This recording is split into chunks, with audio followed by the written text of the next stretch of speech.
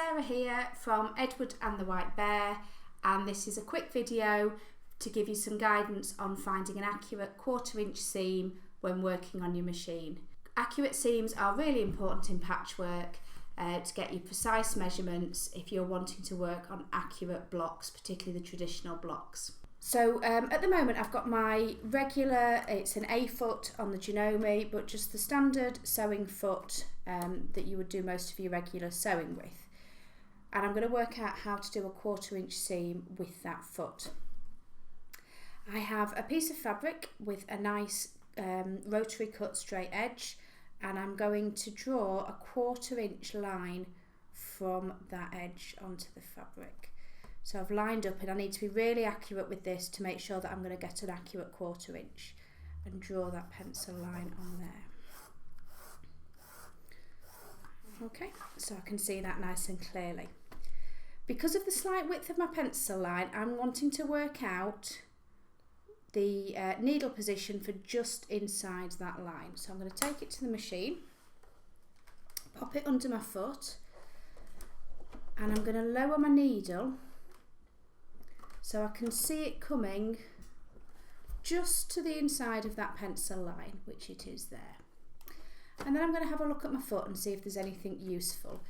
So really there's not on that, because I've got nothing that I can line up with. I could line up on my stitch plate, but that's a little bit tricky, I can't always see that. I'd rather line up with the edge of this foot. If I take my needle back out and move my fabric so it's lined up with the edge of that foot, and that would be something really clear for me to follow when I'm sewing. But now my needle's in the wrong place. So to change the width setting, which on the straight stitch will move the position of the needle, I'm looking for the zigzag symbol, which changes the width. I'm just increasing that on there, and every time I press that, the needle will move a little bit to the right hand side.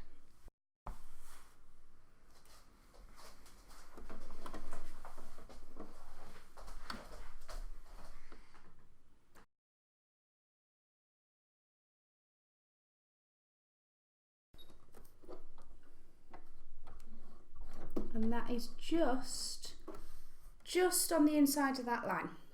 So I now know there's a 1/4 inch between the edge of my foot and the needle when the stitch setting for this machine is on 5.2. So I will make a note of that on a piece of masking tape, and I will stick it to the front of my machine, because every time I switch this machine off it resets. So before I start my patchwork, if I'm using this foot, I want to reset that needle position. That's absolutely fine for your patchwork, and particularly if you're starting off and you don't want to spend a lot of money, that will work absolutely fine. What you can get, and so a lot of quilting machines come with these, you can get a special 1/4 inch foot for your machine, and this is the one for this Janome here. So it looks broadly similar to the foot I've got on, but if I just turn that over, there's a little metal guide just to one side, and hopefully you can see that if I just turn that foot. So I'll pop this foot off and put this one on instead. I'm going to reset my needle from what I was working in before, so it's back in the central position. And now when I sew, if I slide my fabric up to that guide, that needle should be in exactly the right place. That foot measures 1/4 inch from the guide to the needle for me. I'm just going to sew a line just to check that. So I'm going up to the guide but not pushing against it. Hopefully you can see that line of stitching is just inside that pencil line that I've just drawn. So if you have a machine that doesn't have all those different width settings or a 1/4 inch foot, it's still possible to get an accurate 1/4 inch seam when you're working. So looking at this one, mechanical machine, I just have 2 positions for the needle. So position B on the dial puts the needle in the middle, and position C takes it to the left hand side, and you can see that on here. So that doesn't give me that same range of positions, but I can still find my seam. So I'm going to get my piece of fabric again that's got the 1/4 inch seam marked on.